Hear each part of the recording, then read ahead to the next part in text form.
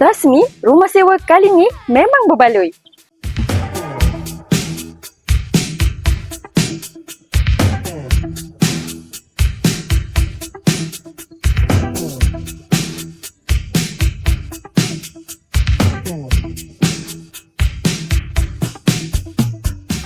Rumah sewa Semidi di Parit Raja Darat dah siap dah. Dan untuk rumah ni berkuasa 960 kaki persegi untuk 2 unit. Dan setiap unit mempunyai 2 bilik dan juga 1 tandas. Untuk bahagian hadapan ni kita ada koridor yang berukuran 3x10 kaki. Dan untuk mozaik kita gunakan mozaik berukuran 1x2 kaki. Untuk bahagian luar kita berikan cat kalis cuaca 2 tone color. Dan untuk bahagian dalam 1 color. Jom kita masuk bahagian dalam. Sebelum tu, untuk bahagian hadapan ni kita gunakan pintu kayu solid. Okey, untuk ruang tamu ni berukuran 13x10 kaki. Dan untuk mozaik kita gunakan mozaik berukuran 16 inci. Dan untuk package rumah sewa kali ni kita berikan full accessories lampu dan kipas. Jom kita masuk ke bilik pertama.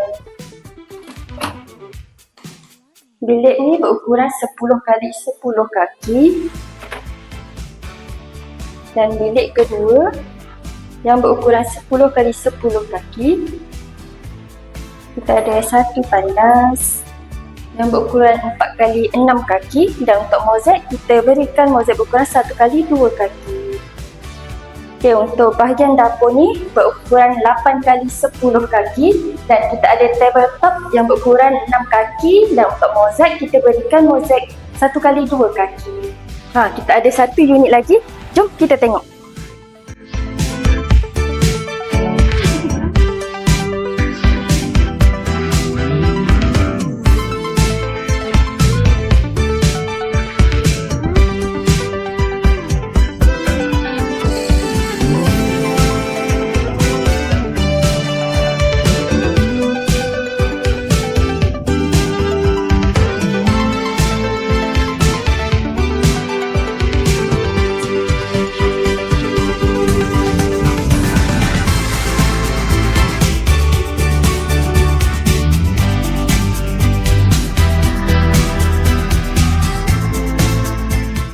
Nak tahu tak apa yang berbaloi tadi?